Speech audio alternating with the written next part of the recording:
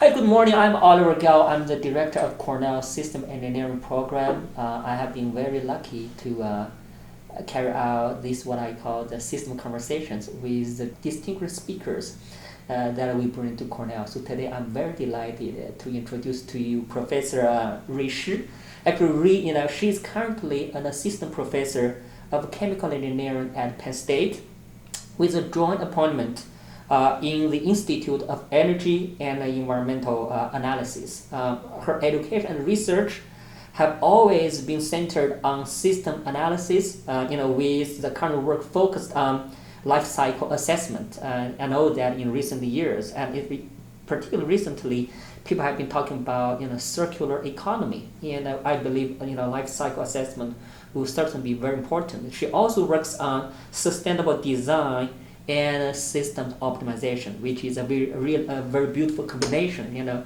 Taking a holistic view to analyze the system, model the system, and in the end, optimize the system to better serve our society. So, welcome to Cornell. We are very delighted to have you here today. Thank you, Professor Gao. It's really a pleasure. I was looking at this. So kind of course, I saw that your career has evolved, right? First, starting from your PhD, and then now to today, you are doing all these wonderful things. And as I mentioned earlier, your research is really important. Can you please go ahead, share with us, like your career, your work, anything you are excited about and would like to share with us? Yeah, absolutely. So, like Professor Gao, you have just introduced, I am assistant professor. I joined Penn State roughly 2 years ago during the COVID. So I work on life cycle assessment and techno-economic analysis, and I try to use those system analysis tools to inform design, particularly in the areas of energy transformation,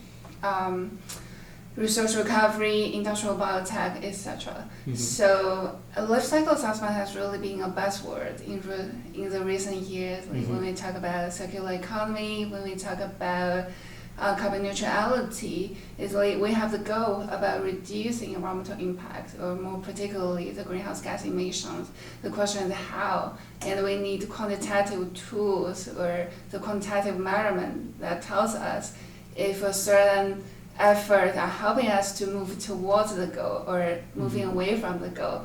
So this tool, life cycle assessment itself, help us to consider everything all the way from raw materials acquisition to manufacturing system to transportation, supply chain, the end of use scenarios, and we consider this whole big picture and give a quantitative evaluation about if someone really or something is really bringing us the benefits that we are hoping, or there are some bottlenecks we still need to address. That's what we do the next, which is for the optimization perspective. So this is an interesting research area, and I really enjoy it so far for the past 10 years of my life. I started doing my PhD around biofuels, bioenergy, and the first project I did was hydrolysis of biomass. So I started from experimental background, and I do a lot of experiments around that. And later I realized if we want to change the whole energy transition issue, it's not just a single technology.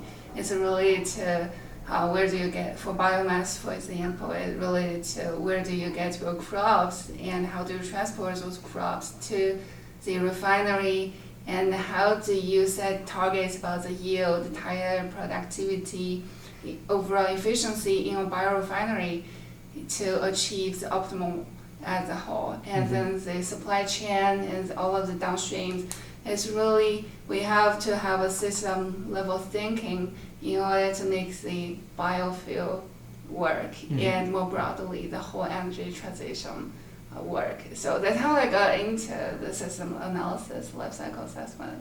Excellent. I think you made a very very good point. The need of all this kind of life cycle analysis. Let's think about it. It's really right. We even though today we in our world we're still facing, like, for example, food security. Within some places people do not get enough food, or even some people say, oh, some places people do not get technologies. But if you look at the larger scale, the key challenges that our human society is facing, and most of them are systems in nature. So you see the case I mentioned, like a food security of or even poverty. I feel those challenges that can be solved probably at a local scale. Mm-hmm. But there are some challenges like climate change. The scale is just enormous, right? And such that the traditional disciplinary approach, no longer works. So I feel life cycle analysis, because you study from biofuel and then you realize it's not just the technology of producing biofuel. It also has to do with kind of what a biomass you are using. So from your perspective, can you share with us more about why life cycle is so important? And if we don't take a life cycle analysis, if we don't take a life cycle approach, can we make do with things? Absolutely not. I mean, the technologies are always fascinating. Mm-hmm. Nowadays, people can basically develop, whatever catalyst you want, or just push the overall process yield to all the way to the theoretical yield, or the synthetic biologists can do it, any GMOs, Mm-hmm. any biomass. But the thing is, fundamental research also need target. It's not like the highest yield will be the best, right? Because highest yield of a process may come with the cost of additional energy consumption. So there are trade-offs across different dimensions. So life cycle assessment can help to set targets in the development across the entire value chain. Mm-hmm. So that from that perspective, without life cycle assessment or without life cycle costing, it's really hard to get to know what is a specific target that will help the whole system to achieve optimal. So I think it's really providing the guidance, and we do life cycle assessment not for passive evaluation, but more importantly, like proactively Mm-hmm. to model a system and set particular targets to prioritize research directions or development directions. Wonderful. I think you mentioned kind of the life cycle analysis or life cycle management, and at least it will enable us to take proactive perspective and actions to meet the challenges. And I agree with you. Life cycle analysis or management, it's badly needed to help us cope with those challenges. And also, life cycle analysis and management seem to be very powerful, right? So, and then my next question is it easy or hard to do life cycle analysis or management, and why? Yeah, great question. I teach life cycle assessment course to graduate students and undergraduate students, and I do research with the top experts in this domain. So I can see it can be as easy as carbon counting, mm-hmm. or it can be difficult as a combination of environmental engineering, chemical engineering, data science, etc. So let's say the different level of life cycle assessment comes with different complexity, but also for the different purpose. The baseline life cycle assessment can be evaluation. For example, right now we talk about plant-based meat, right? That's how. Yes. Yeah. Interesting in the young generation kids, they all wonder if we stop consuming the beef or traditional beef and we take more plant-based meat, it sounds like it's going to be more sustainable. And how do you know that? You need to collect data on the raw materials acquisition, how do they manufacture the plant-based meat, the transportation and the supply chain to the consumer. But in that case, all of the manufacturing data are quite available once mm-hmm. they are already put into production. So that is some level about evaluation kind of life cycle assessment. It's definitely not easy, but it's more like the evaluation of the system, and the uncertainty for this kind of work can be low because we're really targeting existing facility or existing manufacturing pathway. On the other hand, we also have more emerging technologies, like new catalysts or the new strands, different, the conversion pathways. It's unlikely, you can do life cycle assessment after putting millions of dollars into production. You need to be able to, identify that this new technology, this new catalyst, new materials will have the potential of reducing greenhouse gas emissions if they were put into larger scale production. So that needs a lot of engineering, mass balance, energy balance, heat transfer, mass transfer.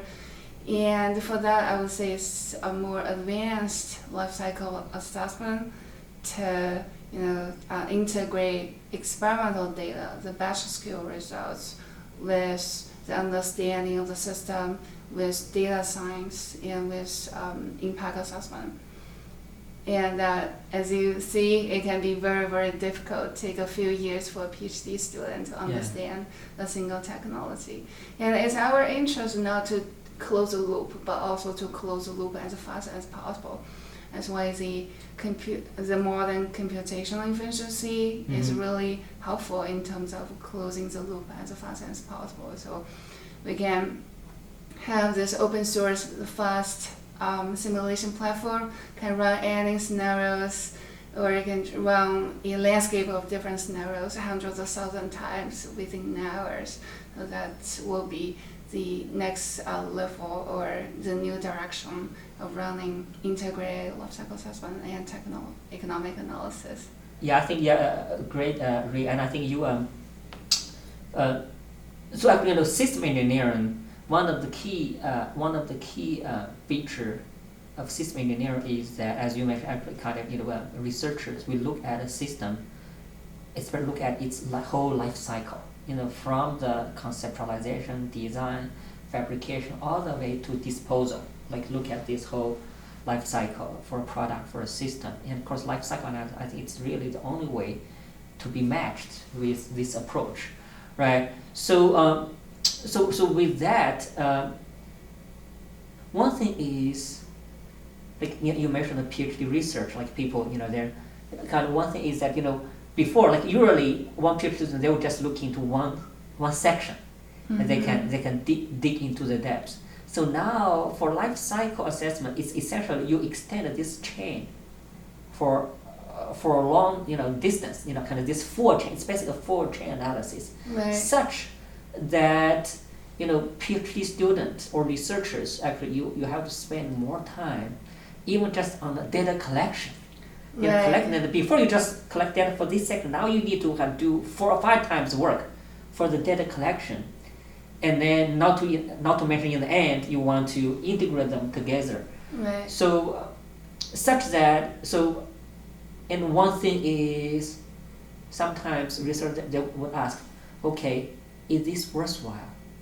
Because I'm doing all this laborious, data collection, but for my research, I want to generate insights. So now my key question is that what kind of insights do you feel that can be generated with life cycle full chain approach in comparison to traditional discipline approach? So what are the delta? What are the extra insight value? What's the delta X? That kind of. This is also a question actually, for system engineers, because a lot of times, system engineers are questioned. What you are doing is basically you are integrating all these things together. But what new things? Did you discover? Did you create? So, and I believe this system approach, everyone agrees that it will create extra value, but somehow it's hard for people to pinpoint, okay, these are, those values. That's why I was trying to, kind of how do we categorize that delta such that people will really see, the value. Yeah, great question. So, like you mentioned, data collection is definitely very time consuming because any system analysis or data intensive. I've seen students spending a semester that's probably like the short in terms of time they spend just for data collection, and that's something that I would say that's the nature of system analysis. You deal with data. Yes. And you want to have the highest quality of data.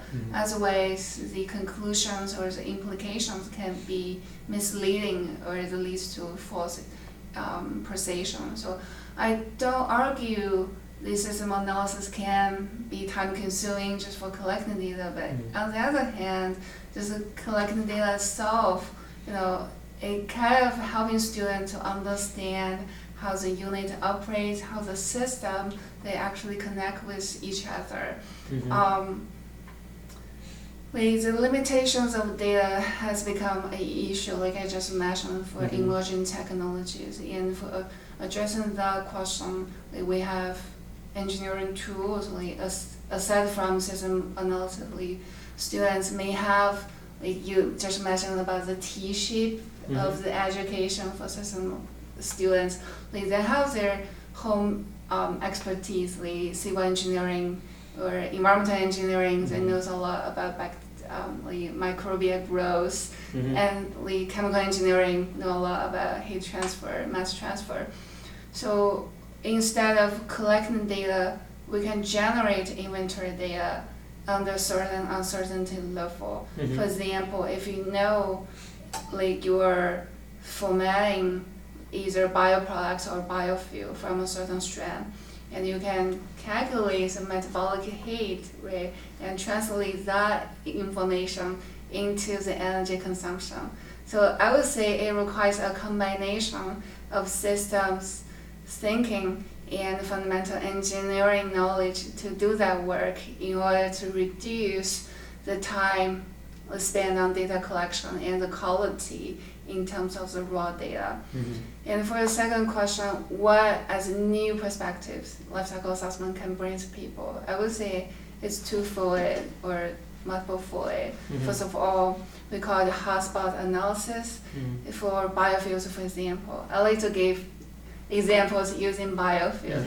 That's a good example. I guess students are more familiar with the biofuel because they can always get the 10% ethanol from any gas station, so they really know what biofuels are about. So for corn ethanol, for example, or second generation cellulosic ethanol, or cellulosic biofuels. In the beginning, without life cycle assessment, years ago, people spent a lot of time just trying to do the biomass deconstruction or just doing the conversion technology, how you increase the yield, tire, or productivity. And after years of attemptation, and later people find no matter how close you push the overall conversion yield to the theoretical yield, the emission from conversion itself only accounts 10% to 20% in the whole life cycle. Meaning, where do you get your biomass? How do you grow the biomass? Or how do you store the biomass? How do you transport the biomass to biorefinery?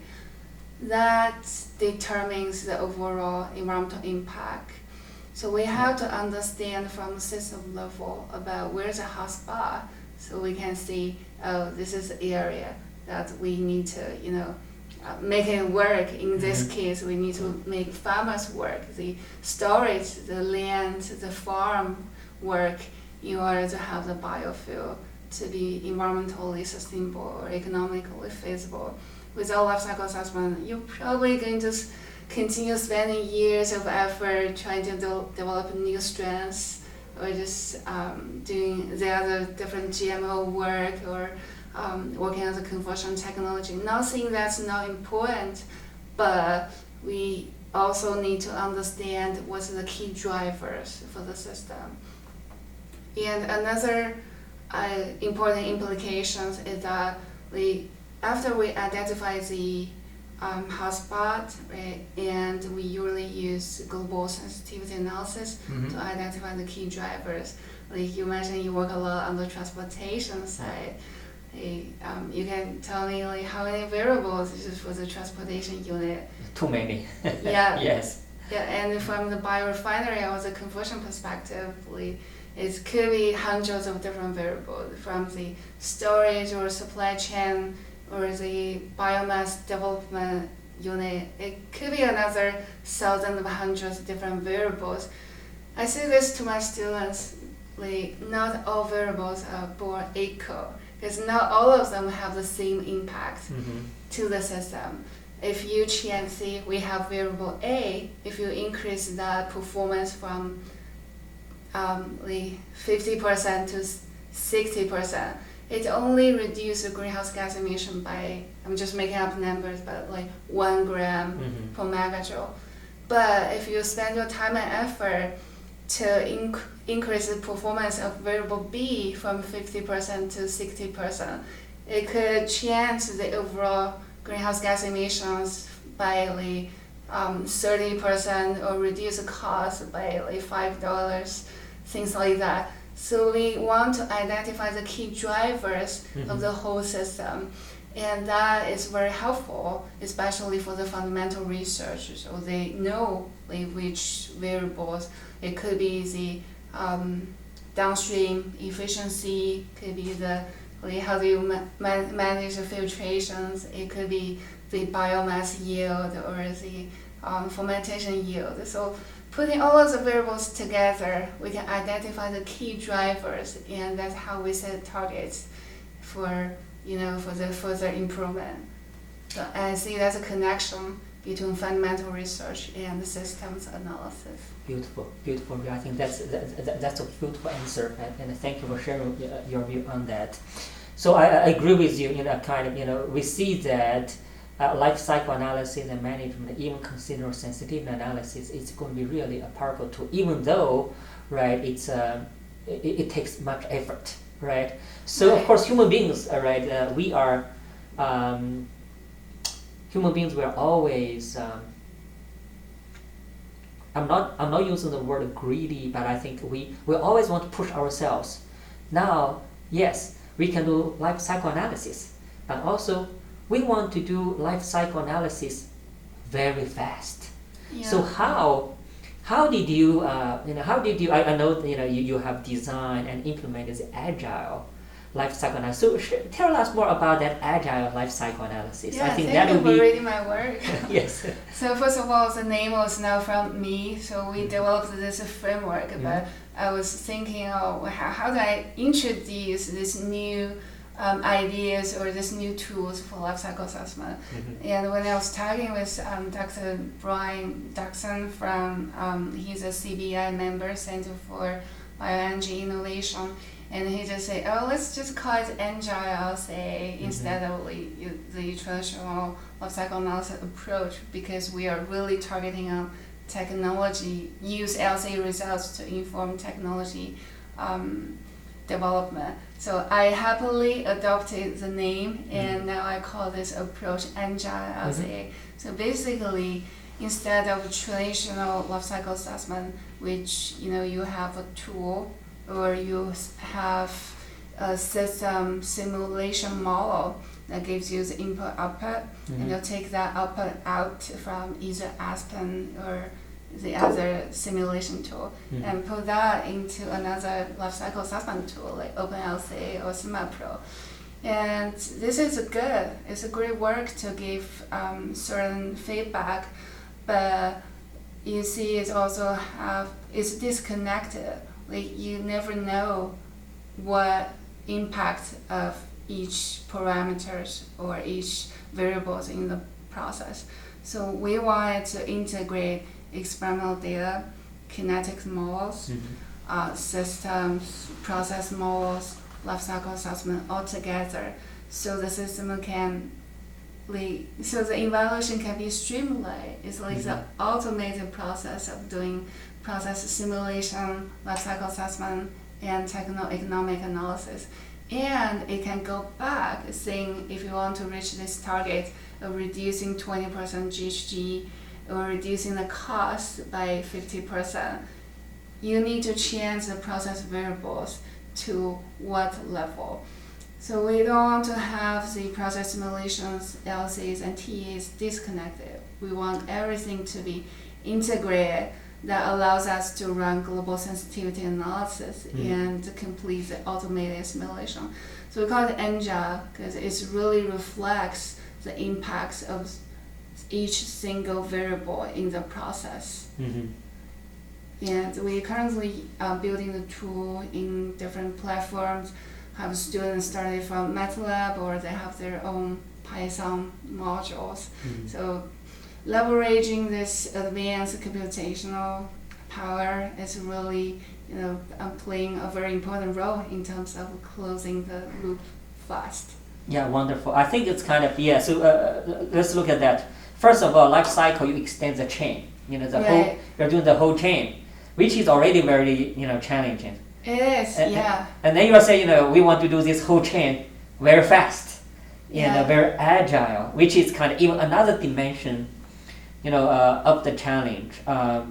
So because one thing is that we want to kind of validate your whole life cycle analysis. You always want to convince people that you can see my life cycle analysis, I actually consider all these detailed mechanistic processes and simulate all these mechanistic processes, in this whole thing. So that, of course, that will be very computationally demanding. Right. And then because you have a long chain, and now you also want to do it faster. So how do you deal with, even today we have these advanced computing resources. How do you deal with this, this full chain mechanistic modeling and versus agility? So as a result, is there a possibility to replace some of the very detailed mechanistic model in the full chain analysis with some kind of, reduced form models, statistic models, or learning-based models? Yeah, that's definitely one of the areas we are currently exploring between explicit programming versus machine learning model or the AI algorithm. For explicit programming, you basically have to program everything and simulate everything by utilizing the machine learning models, providing input, output. It can also give you the implication. So we do both. We don't want to just put a few data and say these machine learning models are going to give us the input, output structure. We want to explicitly program the process whenever we can, because that's hundreds of years of engineering knowledge. And for some particular application like pyrolysis or hydrothermal liquefaction, the kinetics or the mechanism are too complicated. There's no good understanding about the kinetics yet for different scenarios. And in that case, we utilize machine learning models trying to give feedbacks about the input, output, and integrate that into the whole life cycle value chain. So we use both. I don't think they're conflicted to each other. The machine learning models are really helpful, or any of the data science AI algorithms are really helpful to make the model more rapid. And explicit programming can help to validate the model and make the life cycle simulation more robust. We want both. We want a robust model. We want a rapid model. So we use a combination of different approaches. And whatever you can use to achieve the objective of this research. I also want to mention in process design, we often say it's iterative. And for life cycle assessment, it's iterative too. You don't have to get one simulation done one time for one pathway, for one scenario. You can run some basic analysis, try to find the hotspot, and go back to refine the algorithm to change the different variables, design decisions, and run it for a particular spot that researchers or scientists are really interested in. So it's iterative loop that addresses the different questions, whether it's a broad implication of the total GHG or just whether it's about a particular target for a single unit or for a single technology development domain. So it's for different purpose, and we use different level of complexity of the tools. Mm-hmm. Wonderful. I think the one thing is that the value of life cycle analysis and the management, in the end, it will be really, I think, realized or implemented through decision making. Right. Right. I think you do all these things to support the decision making. Yeah. Right. So one thing that I can think of is that because when you do a life cycle assessment, right, you mentioned especially you're dealing with techno-economic, Right. systems, right, or technical social systems, or social technical systems, right. So in that way, and also you are trying to do optimization. You are trying to do the full life cycle optimization, which means that the decisions you're going to obtain from this full life cycle assessment, they are not necessarily going to be aligned with people's decision that they only consider their sector, right? Okay, the global optimal doesn't mean local optimal. Right. However, the thing is that the global optimal representing the whole societal interest, but the local optimal represent their best interest. Either it's a company, an organization, or an individual.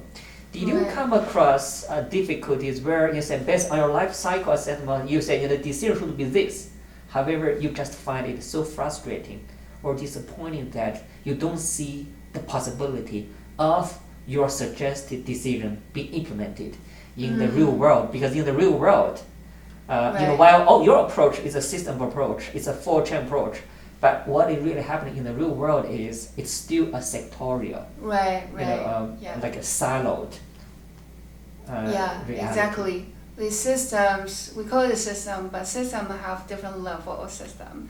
It can be a system of the whole facility or biorefinery. It can be a system of a local region, but more broadly, the can be a universal system. For example, the carbon trading or the carbon reduction effort as a whole.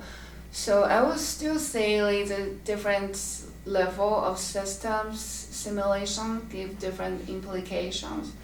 Like I can utilize another example about jet fuel. We work with a company called UOP, which pioneered in the hydrotreating process for producing like jet fuel. When we look at the biorefinery, we have different implications, and then we look at the feedstock to jet fuel. We have a different level of the understanding about the dynamics, about the synergistic impact, or the trade-offs between different systems. Like one of the interesting analysis we did before is like for producing the jet fuels, utilizing the same technology that UOP developed for hydrotreating. If we have certain policies that give farmers incentive, which increases the prices for feedstock, like farmers would be more likely to grow the biomass in the less fertile land across the U.S. Right? And in that way, because farmers are growing more biomass in the less fertile land, the productivity from the feedstock side decrease, and so you have a higher price. So we are trying to find the trade-off points.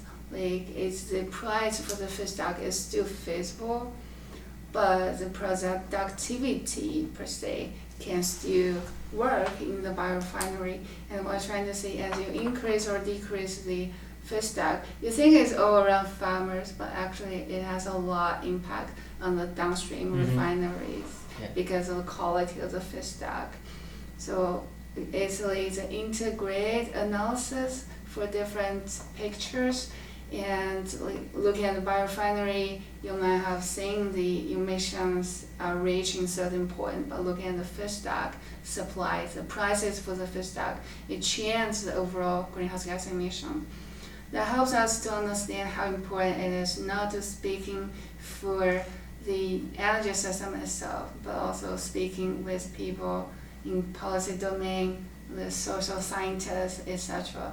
And we do work with social scientists or agroeconomics to understand the implications from policies, incentives, and how they're going to have an impact in terms of energy technology development and vice versa. Yeah, I think that's wonderful. You're right, because when you join all these different previously separately acting stakeholders, when you draw them together through this full chain of life cycle, right? Each one's activity will have very significant implications for other stakeholders. They could be either cooperative, they could be either they could be competitive, right? All these things. So that way, so what I'm thinking about is actually this life cycle analysis will provide, so as you mentioned, I think at the very beginning, the very quantitative foundation for designing decisions. So here I call designing decisions because here, even even you as a modeler doing this life cycle thing, from your optimization, you saw the decision should be this, but those are not necessarily optimal decisions for each one of them. So which means that even for stakeholders along this, full chain, there might be a game, right? They are each one because they are individual, they have their individual decisions, but in the meantime, they have all these interactions. So have you ever thought about, based on the life cycle analysis, because this provides a quantitative foundation, and then from life cycle assessment to the decision support, I feel in between these two things, there might be what we call the mechanism design. Right. You design a mechanism for these stakeholders. As you say, you have all these different trade-offs, but how? So mostly, I think life cycle analysis is either planners or social welfare, right? Planners. You look at these things, but to implement these things, you have to design a mechanism for these usually interest not very well aligned stakeholders to play together to achieve that full cycle purpose. So, for example, probably the government can design some game rules. Right. And then all these play with it. It's kind of like in a Stackelberg game, right? There is a leader, there is a follower, this kind of. So, do you see have you started doing anything kind of based? Because I saw that you are talking about decision making under uncertainty. So, of course, we can address uncertainty later on. But how do you coordinate? How do you not only coordinate, but design a decision that is acceptable to all these different stakeholders along your full chain? Yeah, I see. Yeah, so decision makings are for different dimensions. When I say decision making, I'm probably referring to the decision making in process design. Like what temperature should you run, or what conversion rate you should be operating your process. That's what. So you have only one stakeholder, but overseeing the whole thing. Right. So that's one decision making in the technology development part.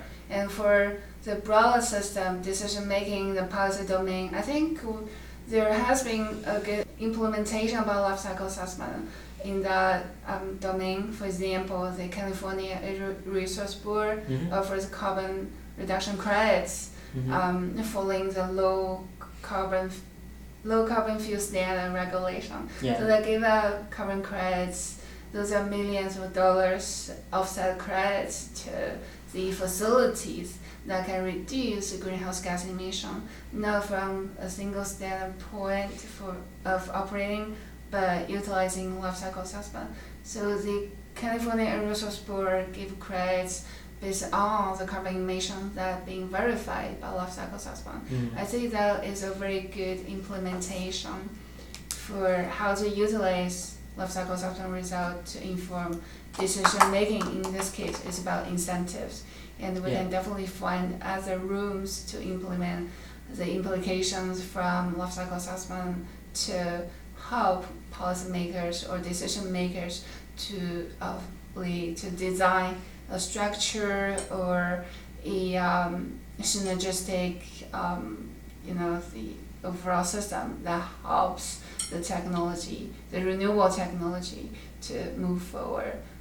You mentioned one very important word. You said that for like the carbon emissions trading system that CARB is implementing. You said that we can use life cycle assessment to verify. I think actually this word is so critical, because for a trading system to work, you've got to make sure that all these participating stakeholders, they agree upon an accounting system. And of course that accounting system should be based upon a very rigorous, solid quantification system that people buy in. Mm-hmm. So, and then I find it very difficult, because as you mentioned in life cycle assessment, you were talking about sensitivity analysis. Mm-hmm. Mm-hmm. And how can life cycle analysis can be used to for verification, such that people will all agree upon? Because this thing right? Yeah. From research point of view, yes, we can do this, but in reality, especially if you tell me that, look, I use my life cycle, I verify that your company, your emission is this much, Mm-hmm.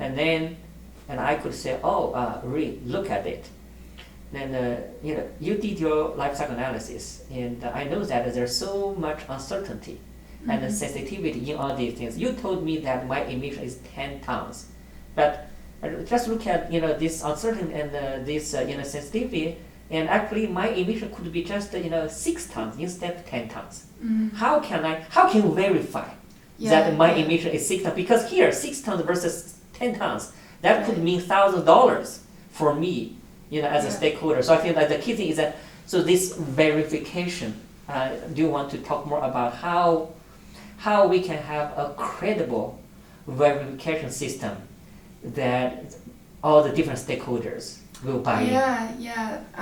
This is a great point. Life cycle assessment do have a huge uncertainty, and because as an emerging research field, there's are arguments in terms of the methodologies and the different allocations. There's a lot of debate for the methodology itself, but I think it's still important, like we reach a common ground in certain level and have a tool or a baseline model just for carbon reporting purpose or for the policy making purpose. So just make sure everyone is using the same standard. Like the CARB, California Air Resources Board, requires to use California version of grid model, use the same approach for every facility to report their greenhouse gas emissions.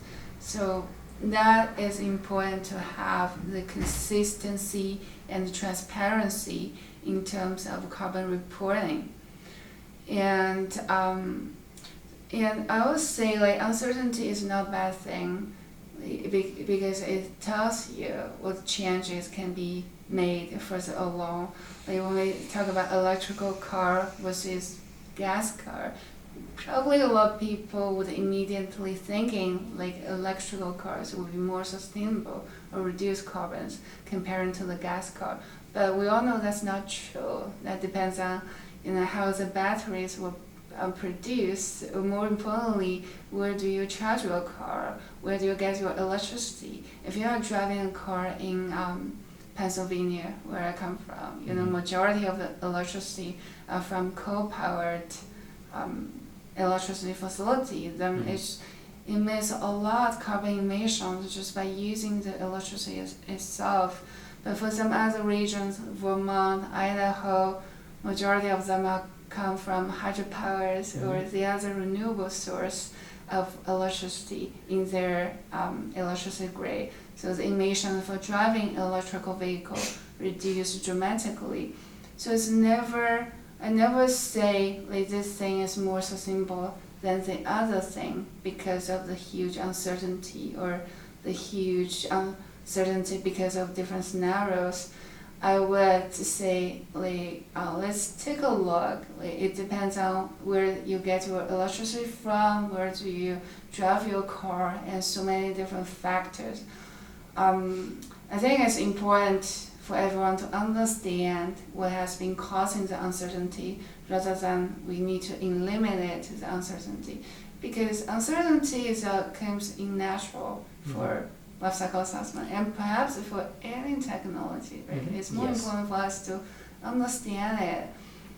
And but from the policy making perspective, we need to think about a consistent and transparent baseline methodology for everyone to use just for the carbon reporting purpose. So it's fair and it's create a good motivations for different companies to keep making progress as long as they have the standards and a consistent framework.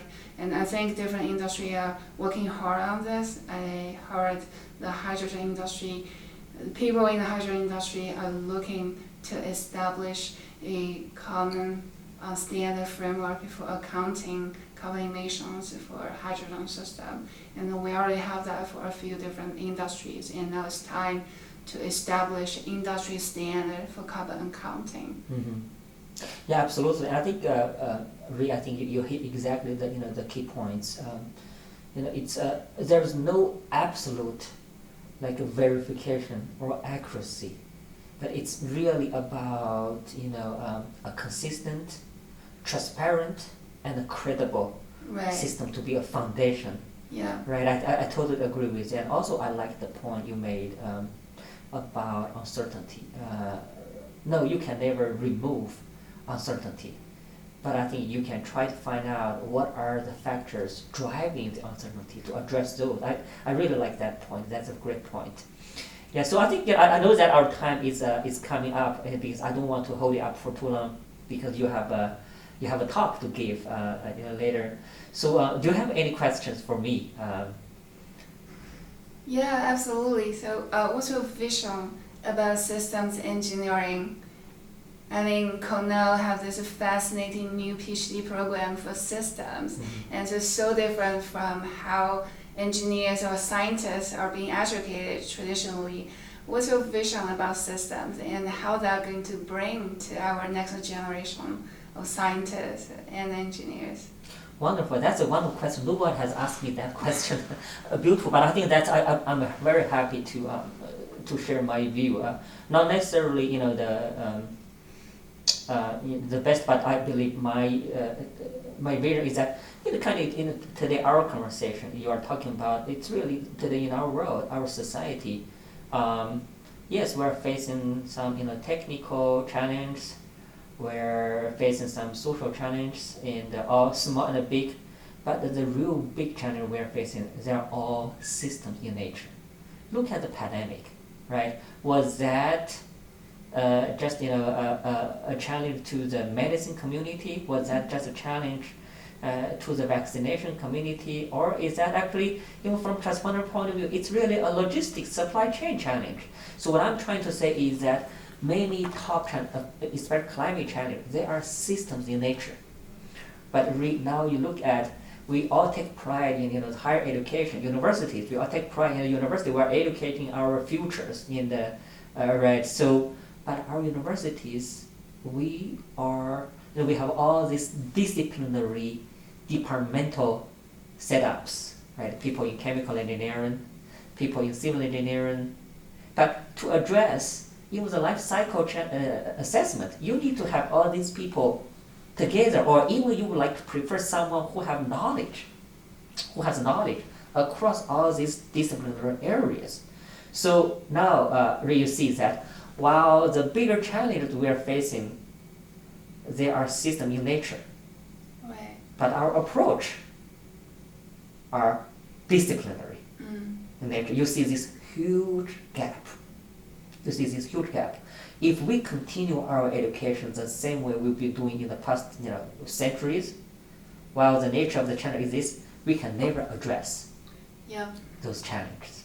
And I think Cornell System Engineering program, we are, this program is created exactly to break down the disciplinary boundaries across the silos, such that we can bring people together, we can bring our intellectual power together so that we can cross-pollinate, so that we can innovate. Because, right, for all those key challenges that we're facing, even some of the science, even some of the methodologies, they're not in existence today.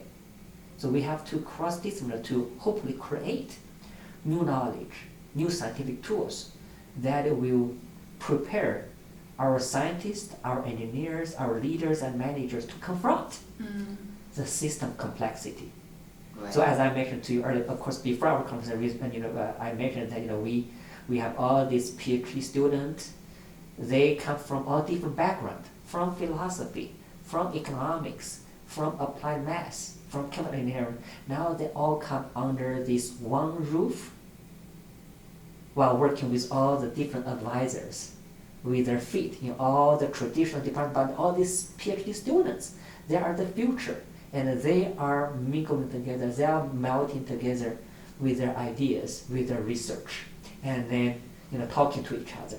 We hope that could be a catalyzer towards the creation of some new knowledge.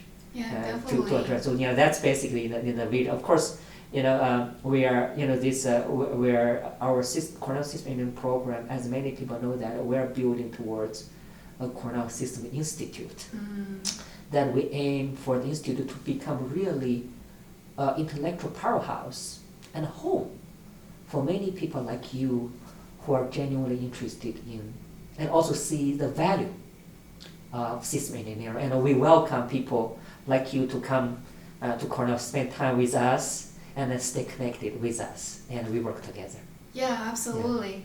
Thank you for sharing this with me, and it's such an inspiring program, fostering all of the new discussions, new sort, and create a centralized effort to address the grand challenges using each one's domain expertise. That's wonderful. Yeah, exactly. So it was really a great pleasure to talk to you. I enjoyed our conversation very much. Thank you very much. Yeah.